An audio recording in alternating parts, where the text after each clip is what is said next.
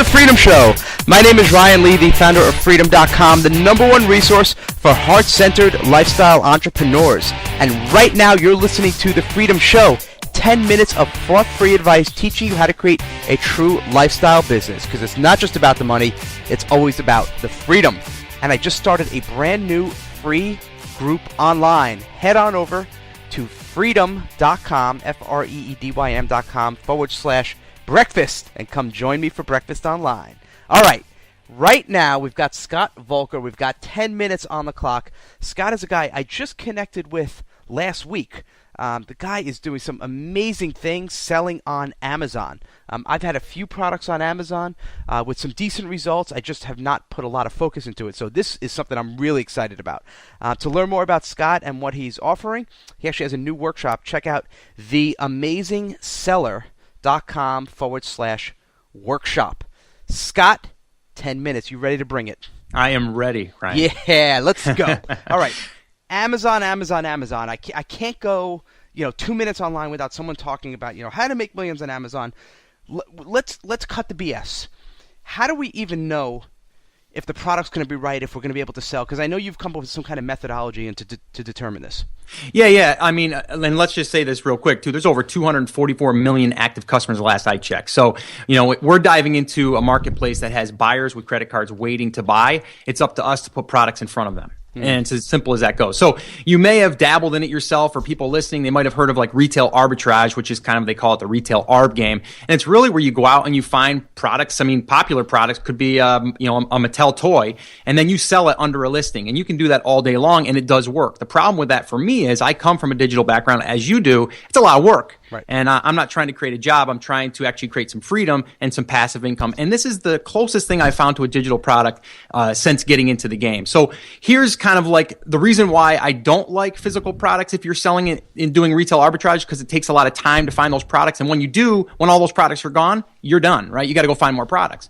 With what I'm doing is private labeling is actually where we go. We find products. I primarily go to China. I find a product. It's the same thing as if you went to the grocery store and you found like a name brand cereal, and then you found the store brand cereal. That's a private label item. Right, like the A&P version, the whole totally. Yeah, exactly. Exactly. So what we're doing is we're finding something on Amazon that is currently selling really, really well, and then we're just making a similar product, maybe putting our spin on it, maybe adding an accessory, a bundle, and then what we're doing is we're creating our own listing that only we can sell on technically, as far as our brand goes. Now, there is, people out there that are trying to totally copy and trying to hijack, which is a whole nother story. But the way that I've done it is I found a product on Amazon by just doing some research. And to do this, it's really actually simple. They give us the data, right? I mean, we go there as a customer is really what we're doing. So we're kind of like spying on our competition, because Amazon's going to start throwing all of these ideas at us. Like, we should be selling this because these are things that we technically should be buying. Right? If it,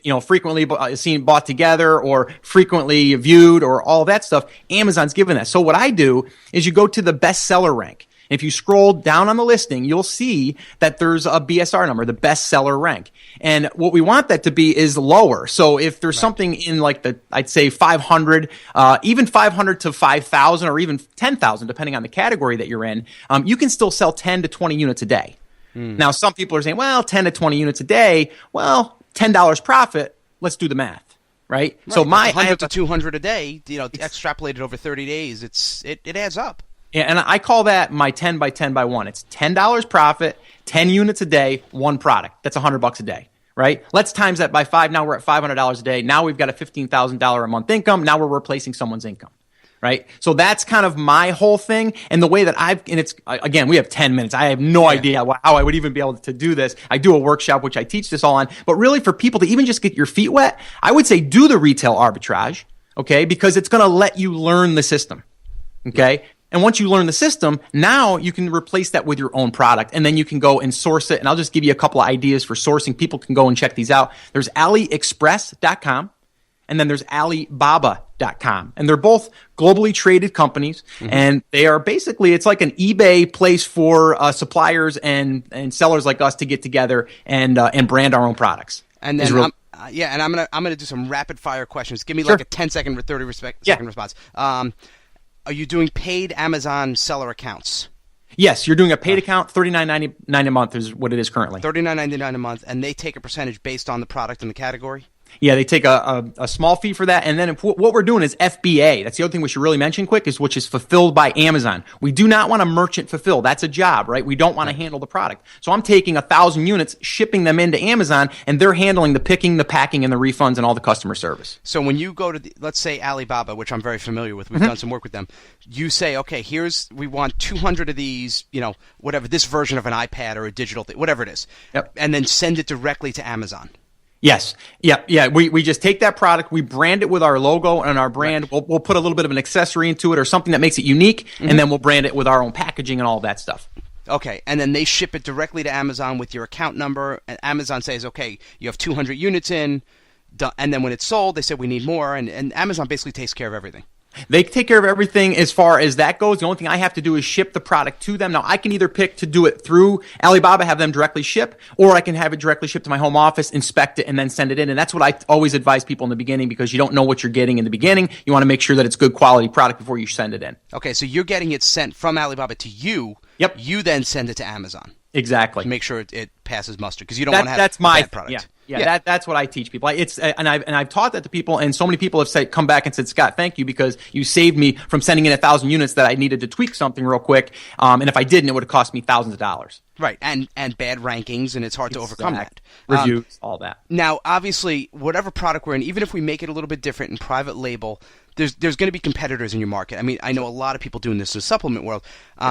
Give me one or two big ways that we could get in front of more Amazon buyers. How do we get our product up there and in their mind? The very first thing that you're going to have to do is run it through a promotion phase, and that's another thing that I teach. But it's basically, in a nutshell, is you want to give your units away. Okay, and I know that sounds kind of crazy, but you want to give your units away, and you want to start getting some feedback and reviews on your items. So this way here, it starts to, number one, it starts to get ranked from the sales, but then the reviews are actually like a conversion mechanism, because again, we buy from people that we know, like, and trust, and also what other people have said about a product. So the reviews are really an element of a conversion. Then what I want to do is start turning on the Amazon pay-per-click, which a lot of people, They throw up their main keywords, but they don't go and dig for all of those miscellaneous keywords. One of my products currently right now ranks for over 2,000 keywords that I'm getting traffic to and that I'm getting sales through, when most people just go after the top 5. So I would say focus on the Amazon pay-per-click. It's buyers, it's internal traffic. That's the traffic you want to focus on. Is there any strategy, any big secret to getting, good results on Amazon pay-per-click? Yeah, start off with their auto campaign. They have an auto campaign feature. What they're going to do is they're going to take your product, they're going to kind of scan it, and then they're going to start putting it in front of eyeballs that they think are your ideal customer. Then what you're going to do about a week later is you're going to pull that report, and you're going to look at all the keywords that they targeted, and then you're going to start drilling down into those keywords and start branching out and making separate campaigns for those keywords. What are the biggest mistakes you see, Scott, people making? Because there's a lot. Look, there's a lot of people trying to sell on Amazon, and not everyone's having success. So what's like a mistake, a common one you see? I see them going after the very common product that everyone else is selling. It's like the next garlic press, or it's the next spatula, right? It's not being creative with the products. They have to drill deeper. I like to see people drill really, really deep versus going after the one that's selling 100 units a day. I like going after the ones that are kind of the low-hanging fruit, where people aren't really going after because the numbers don't look as good, but in the end, they will look good if you roll out more than one product and they start cross-promoting each other. That 10-unit product turns into a 20-unit product. But after you sell a product at one time, I know Amazon's a little protective with the customer list. What do you do to try to build lifetime customer value? Or do you just say, hey, look, it's a one-time thing. They buy their one thing. That's it. Let me just get volume.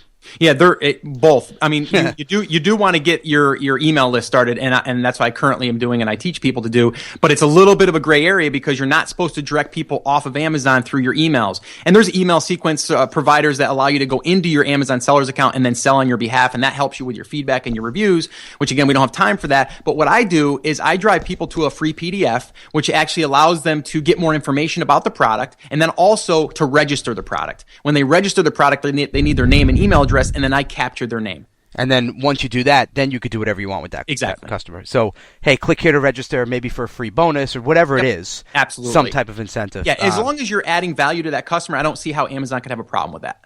And they haven't had any issues with you or your customers? No. And anyone that I've even taught this to or that have been doing this themselves, I have not heard of anyone having an issue with that, as long as you're not directly sending them to a website of yours that's trying to sell on your website, not on the Amazon platform. Look how much we just covered in 10 minutes. Crazy, right? That is unbelievable. Let me mention your site one more time, theamazingseller.com/workshop. We've been speaking with Scott Voelker, and hope you enjoyed this. I definitely took a bunch of notes. A lot of stuff. It's funny, every time I go away from Amazon, I talk to someone about it. I'm like, man, I should be doing Amazon again. But this is Ryan Lee. We are signing off with another episode of The Freedym Show. But have no fear, I'll be back soon, and we always are rocking here. Be sure to join our free breakfast club, freedym.com/breakfast. Have an amazing day. I'll see you soon. Bye-bye.